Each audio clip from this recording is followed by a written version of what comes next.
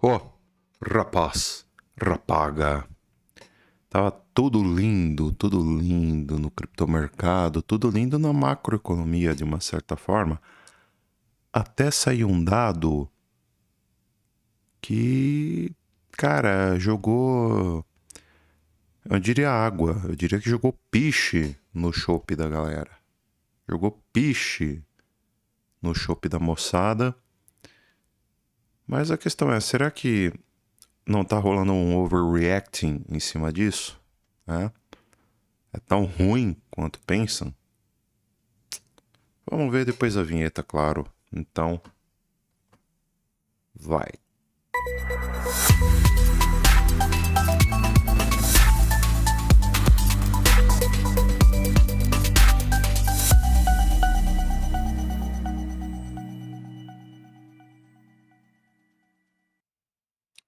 Antes de qualquer coisa, você vai dar like nesse vídeo. Se não deu like, se inscreve no canal. Se não está inscrito, verifique se as notificações caso você não tenha verificado ainda. Temos aqui embaixo no link, perdão, na descrição barra legenda do vídeo, depende da rede social qual você está assistindo este vídeo. O link para o nosso grupo free no Telegram, no qual a gente compartilha notícias da macroeconomia e também notícias do criptomercado. E também você pode contatar a gente para entrar no grupo VIP, no qual a gente passa sinais justamente de criptomercado, o qual a gente está com uma taxa de acerto muito boa mesmo, tá com uma lucratividade muito maneira e pegou uns trades legais. E agora com essa correção que a gente teve, que era uma correção no mínimo essencial para a gente voltar a acreditar, pelo menos em day trade, tá? Pelo menos em day trade. Porque mercado dando pump, cara, não tem como você falar em investimento com o mercado dando pump. Não tem como você falar nem em day trade com o mercado dando pump do jeito que tava, tá? Ele tem que fazer uma pausa. E agora fez uma pausa. Motivo da pausa, um indicador chamado PPI, tá? Um indicador que é simplesmente um dado macroeconômico, que é o índice de preços ao produtor. O estimado era 0,2%, ele veio simplesmente 450% acima do esperado. Isso que o esperado já era 200% acima do que veio o mês anterior, que é zero. O mês anterior não teve alta no índice de preços ao produtor, e o esperado esse mês é que viesse 0,2%, que já é bem alto com relação ao mês passado. Mas ele veio simplesmente 0,9%. 0,9%. Ele veio 900% acima do mês anterior. O esperado é 0,2%. Veio 0,9%. Veio 450% acima do esperado. Então é coisa pra caramba. E sem dúvida alguma é algo que chocou o mercado, né? Porém, eu disse no vídeo de ontem, ou o último vídeo que eu subi aqui no canal, né? Eu falei assim, olha, o índice preço ao produtor, ele é um indicador interessante, porém nem queira comparar ele com CPI, não queira comparar ele com PCI, né? São índices muito mais importantes. Então, por mais que sim, ele tenha colocado basicamente um piche, né? Não é nem água, é piche no chopp de investidores que contavam que dava como certa, né? O corte em taxa de juros já em setembro, né? Basicamente 3 cortes aí até o fim do ano, né? No mínimo, né? Apesar que eu não sei se ainda temos 3 ou 4 reuniões, né? Do Federal, do FONC até lá, mas já era dado como 3 cortes aí de taxa de juros, basicamente reduzindo taxa de juros de 4,5 para 13,75, não é isso? Isso aí praticamente azedou o caldo aí, tá bom? Mas a questão é, será que não é um overreact, né, que a gente está tendo no mercado? Porque, cara, sinceramente, claro que azedou o caldo um pouco, mas a questão é, será que o PPE é tão importante assim? Eu parto do princípio que não é tão importante assim, beleza? É claro que tende a subir o preço das coisas, é óbvio que isso aí complica um pouco o combate à inflação proposto pelo FONC, Mas, cara, para mim, é simplesmente uma discrepância você levar em conta que o CPI ele vem abaixo do esperado, enquanto o PPI vem muito acima. Quando algo desse tipo acontece, ou um dado ou outro está errado, né? Então alguém está passando os dados errados, ou está maquiando um dado aqui e outro ali, né?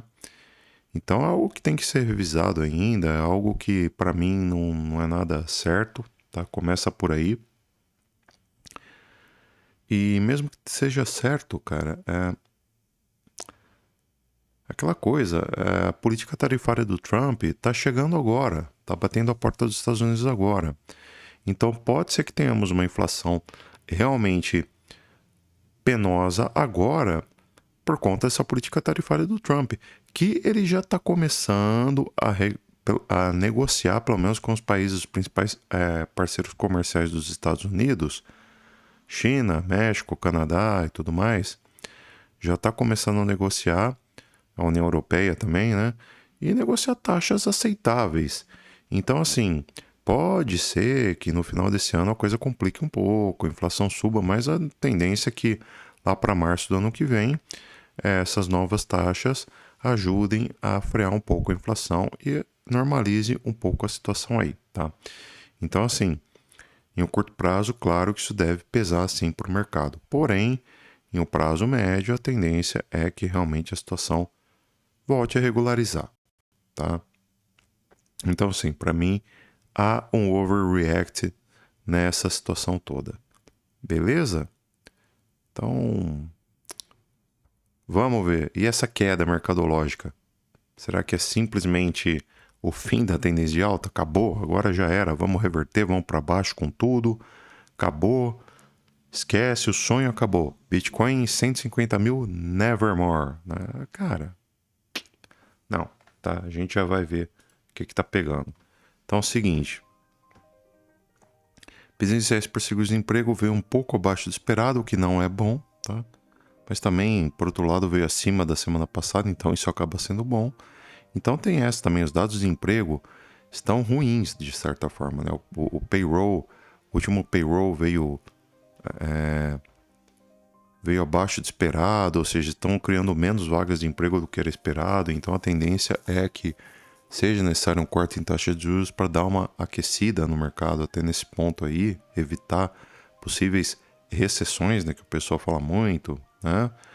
Agora, isso daqui realmente foi pesado, né? O PPI, que era o principal índice de hoje, né? O esperado era 0,2, veio 0,9, 450% acima do esperado. Porém, está longe de ser o fim do mundo, cara. Está longe de ser o fim do mundo, tá? O balanço patrimonial do Federal Reserve não é algo que tende a influenciar muito, tá? Então tá de boa. Amanhã a gente vai ter núcleo de vendas no varejo, o que indica mais com relação a possíveis recessões, que para mim, sinceramente, vai vir dentro do estimado e não é algo que deve influenciar muito. Então, é isso. Semana que vem, cara, a gente vai ter Jackson Hole, se eu não me engano. O famoso simpósio de Jackson Hole, tá? Teremos atas de reunião do FONC, beleza? E provavelmente a gente vai ter Jackson Hole, se eu não me engano, na quinta. Na quinta, não lembro agora. Enfim, depois eu confirmo, tá? Semana que vem eu confirmo pra vocês. Mas fica esperto, tá, galera? Principalmente a partir de quarta-feira, tá? E na quinta também a gente vê o que pode acontecer aqui, tá bom? Deve ter volatilidade no mercado quarta e quinta que vem. No começo da semana, nem tanto. S&P 500. Cara, para você ver que o próprio mercado não levou tão a sério assim esse PPI. É mais uma narrativa mercadológica mesmo. A gente deu uma agulhada para baixo hoje, tá? Porém, essa agulhada sequer veio testar a triple EMA de 610 períodos, que era o mínimo que eu esperava que ele viesse fazer, para depois voltar a subir. E nem veio fazer isso, cara. Ele parou na EMA de 72 períodos, né? Então, ó, já parou aqui e já voltou a subir. Então, para mim, cara, segue tendência de alta, segue o baile, tá? E, pô, próximo alvo aqui lá para 6.519 pontos, né? O S&P 500. Então ele já fez a correção que precisava para dar uma leve aquecida no mercado. Fez a correção que precisava para dar uma leve aquecida no mercado. A tendência agora é ele vir pegar aí novos topos históricos aí, renovar a máxima histórica no S&P 500. Beleza? Então, é isto. Tem muito o que falar. Só que o Bitcoin, cara, corrigindo, o Bitcoin não tá seguindo o S&P hoje não, tá? O S&P subiu, corrigiu, mas já voltou a subir e o Bitcoin continuou caindo. O Bitcoin não tá querendo subir não tá para jogo hoje não, tá? Temos um ponto bem positivo aqui nessa queda do Bitcoin, que em dado momento ela caiu com muito volume e deixou um order block gigantesco aqui, tá? Então, o Bitcoin deixando esse order block gigantesco e uma opção com muito volume, significa que a gente tem aqui um possível fundo. E não pode perder de jeito nenhum fundo em 117.150 dólares. Se perder 117.150, a gente vai ver realmente queda no mercado, tá? Porém, o Bitcoin precisa romper pelo menos essa faixa de 119.500 dólares para a gente acreditar numa retomada da alta aqui, tá? Cedo ainda para dizer se vai retomar para valer mesmo, tá?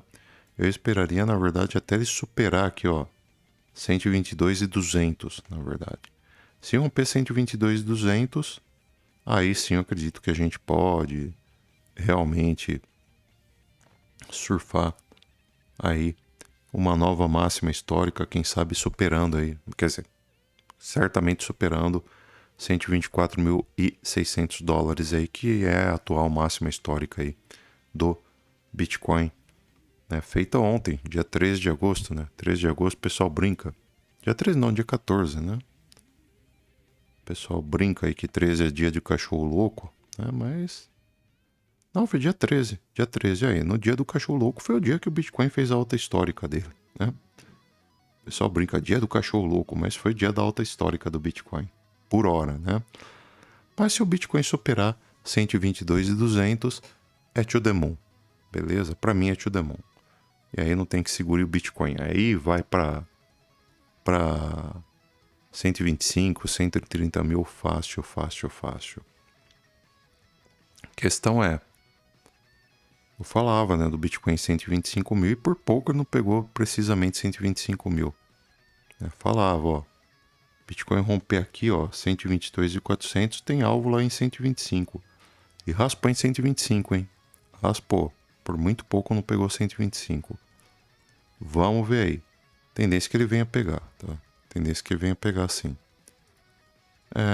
Gráfico diário do Bitcoin. Fez um candle aqui nada bom, tá? É um candle que engolfou, então esse candle de quinta-feira, 14 de agosto, foi um candle que engolfou o candle da alta histórica, tá? E isso é bem perigoso. É bem perigoso mesmo, tá? É bem perigoso mesmo. Então vamos ver como é que termina os próximos dias. É cedo ainda para dizer, mas a situação complicou, ficou bem perigosa. O lado bom é que é o seguinte, essa queda toda fez que alinhassem as médias móveis, exceto para a Triple EMA de 610, que continua acima da EMA de 50, o que não é nada bom, tá? Mas já alinhou, as médias móveis começaram a chegar mais perto do price action, que dá certo suporte para o mercado. E vamos ver como é que vai sair daqui para frente, tá? A tendência é que as médias se aproximem cada vez mais do price action, e isso acontecendo, a tendência é que a gente ganhe mais suporte aqui, tá? No momento, a gente não pode sonhar em perder 111.700. Isso por um prazo maior, logicamente. Se perder aqui, esquece, tá? Então, a lógica é se manter até 111.700. Perder isso aqui, esquece. Beleza? Sentimento de mercado, hein? Sentimento de mercado, a gente teve uma correção, então, essa correção péssima no mercado aqui. Correção tensa, tá? Porém, o único indicador de sentimento que eu criticava ontem era o Funding Rate, né? Sei quem assistiu o vídeo ontem lembra. Tava alto pra caramba. E hoje já voltou a cair, ó. Tá 0,0077. Excelente. Do jeito que eu queria que ficasse mesmo. Caiu bastante, caiu bem. Tá lindo. Perfeito. Tá? Com esta queda também, a gente teve bastante liquidação de posições em long. o que já tinha um bom tempo que a gente não via acontecer, tá? E isso acontecendo faz com que o mercado dê uma normalizada. Tinha muito dinheiro burro entrando, comprado no mercado, e esse dinheiro precisava ser liquidado para voltar aí a equilibrar um pouquinho as coisas. Aparentemente foi liquidado. Então, a tendência é que as coisas se equilibrem um pouquinho a partir de agora, tá bom? Open Interest. Quando aconteceu essa queda, o Open Interest caiu junto. Se a gente teve Open Interest caindo junto, significa que não há interesse institucional na venda de Bitcoin. Ou seja, o Bitcoin corrigiu, o Open Interest corrigiu. Não há interesse institucional na venda, na operação de short em Bitcoin. Tá? Perfeito, maravilhoso, do jeito que tem que ser. Se não há interesse institucional na venda em Bitcoin, a tendência é que em breve o Bitcoin volte a subir. Contanto que, claro, quando o Bitcoin voltar a subir, entre interesse comprador na alta do Bitcoin. Tal como a gente viu, né? Por exemplo, aqui. Ó, aqui o Bitcoin subiu, o Open Interest subiu. Acompanhou, resultado, alta. Tá? Aqui também, Bitcoin subiu, Open Interest subiu também. Resultado, deu uma corrigidinha, mas depois veio subir aqui para renovar a máxima histórica. E por aí vai. Tá bom? Long Short Ratio, o único indicador que para mim tá negativo e não é pouca coisa não, tá? Também não é muita coisa, mas pouca coisa não é. Tá em 1,32, ou seja, cada 1,32% de pessoas que estão abrindo long, a gente tem 0,67%, se eu não me engano. Eu tô preguiça de fazer conta, cara, mas põe aí. 0,67% de pessoas querendo shortar, tá? Isso não é bom. Tem muito mais gente no momento querendo abrir posições de long do que de short, e a tendência é que o mercado faça o quê? Vá na contramão, o mercado caia. Porém, eu já disse e torno a dizer, enquanto esta maioria estiver abaixo de 1,5 para 1, tá aceitável. Então nós não podemos ter 1,5 long para cada short. Tá ótimo, tá maravilhoso. Se passar de 1,5 long para cada short, aí o bicho pega. Aí realmente a coisa complica pra caramba, tá bom? Aí realmente fica feia a coisa, tá? E o CVD tá perfeito, cara. O CVD derreteu hoje. Derreteu nessa queda, maravilhoso. Fazia tempo que eu não vi o CVD cair tanto assim. E é ótimo que o CVD caia. Por quê? Porque entrou muito volume de venda no mercado. Entrou um desespero mercadológico pesado. E com esse desespero mercadológico pesado, muita gente vendeu, muita sardinha com medo do mercado realmente retomar a baixa, saiu vendendo desesperado. Com isso, a tendência é que o mercado inverta a mão, tá? Sempre que o mercado sobe com muito volume de compra, é reversão de tendência, indica reversão de tendência. E sempre que o mercado cai com muito volume de venda, indica também reversão de tendência. Ao contrário que muita gente pode pensar, tá subindo com volume, compra. Tá caindo com volume, vende. Não, não. É muito pelo contrário, tá? Tá subindo com volume, vende. Tá caindo com volume, compra. E agora tá caindo com volume. Então, o mais prudente seria você, o quê? Comprar do que vender. Tendência é que ele recupere este movimento de alta bem em breve, tá bom? Aqui, ó. Como é que a gente tá no Trading Light? Trading Light, cara, ontem a gente tinha bastante ordem, né? De venda aqui para baixo em 118.800, 118.650, 118.450. Querendo ou não, isso aqui acabou servindo de imã. E foi também o que ajudou o mercado vir para baixo, para as pessoas pegarem as posições de compra em Bitcoin aqui, que estavam aqui, e gerou uma onda de ordem de compra, né? O mercado veio buscar essa ordem de compra para gerar liquidez e quem sabe voltar a subir. Então, provavelmente é isso que realmente aconteceu. Não tínhamos mais tantas ordens de venda aqui para cima, então o mercado veio captar liquidez o quê? Abaixo, nas ordens de compra que eram gigantescas aqui, né? Se você for somar, você chega à conclusão que tinha mais de 1 milhão de bitcoins para compra, que é muita coisa mesmo. Mais de 1 milhão de bitcoins para compra entre 118.800 dólares e 118.450. Então, pesado pra caramba, né? O pessoal acabou aproveitando essa queda e agora a tendência que volte a subir, tá? Tendência que volte a subir aí, tá bom? Crypto Fear and Greed Index, o mercado está com uma ganância, mas é uma ganância bem tranquila, perfeita ganância, excelente, sentimento tranquilo por aqui, até então. Ethereum fez uma correção que precisava, porém para investimento em longo prazo não está interessante ainda. Talvez no curto prazo, day trade, tudo bem, tá? O ideal seria corrigir até aqui, até 4.100, pelo menos, tá? Acima disso, compra para longo prazo, esquece, tá? Compra para longo prazo em Ethereum, o momento ideal foi quando eu passei esse trade aqui, ó. Se tocar no suporte de 3.400 dólares, você entra. 3.400, 3.500 dólares. Acima disso daqui é arriscado, tá? Tem gente aqui, posso comprar em 4.100? Cara, arriscado. Pode cair em qualquer momento, tá? Então, o momento de compra, o último grande momento de compra foi aqui em 3.500, né? Isso, 3.500 dólares praticamente. Quem fez essa compra tá lindo, tá suave na nave, cara, porque, pô, tá subindo pra caramba. E se você já não realizou todos os lucros que poderia ter realizado sem problema,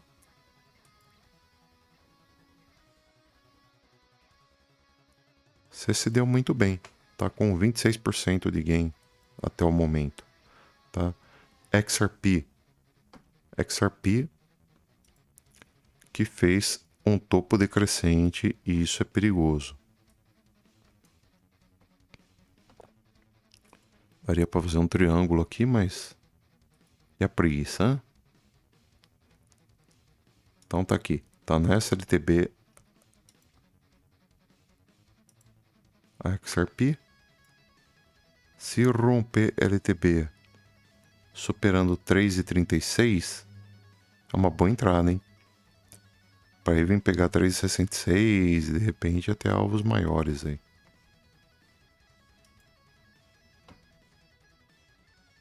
De repente aqui, ó. 4,22. Seria ótimo, hein? 4,22. 3,91. Seria ótimo. Solana, mesma coisa, em topo duplo quase. Mas é um pé no 207. Tendência que pegue 219, 226, 236. Muito bem mesmo.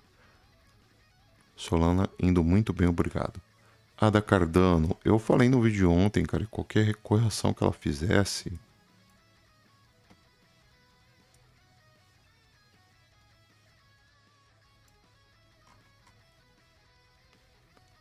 seria um momento ideal de compra. E no caso, a correção teria que ser acima de 0,93 centavos. É mais ou menos o que está acontecendo aqui, cara. Ou se você quiser já deixar um alarme de compra de 0,94 para cima, pode ser uma boa, só que analisa bem antes de comprar, tá?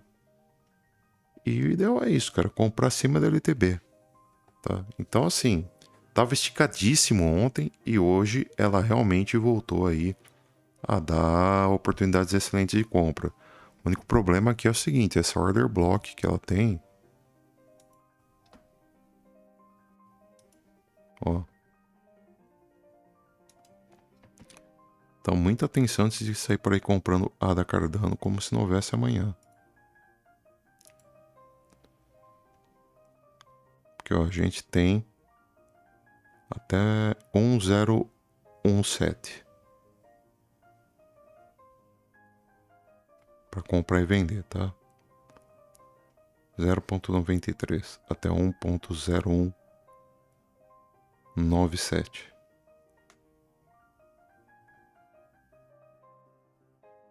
A gente vai poder vender aqui. Tá? Vamos ficar bem de olho no que está acontecendo, tá, pessoal? Então, a ADA, mais ou menos isso. Sui. Moeda promissor, mas que não sai do lugar, né? Impressionante.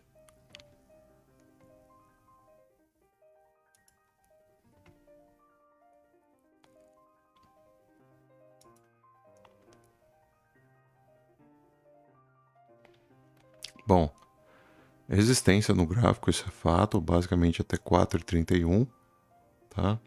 Tá tentando romper de novo, difícil romper, né? Uma tarefa bem árdua. Mas é aquela coisa, romper 4,34, por exemplo, tá lá com alvo em 4,96, né? Primeiro 4,61, 4,75, 4,96, tá? É uma possibilidade. Suica é uma moeda muito bem evoluída, muito bem ampla, muito bem difundida aí, bem quista na comunidade. Por fim, dominância do Bitcoin, que segue caindo, com alvo agora para 58,29%, tá? Probabilidade de corrigir até aqui é bem alta, sem dúvida alguma. Beleza? Moçada, por esse vídeo é isso. Falou, fui, adiós, tchau, tchau, até mais. Fui!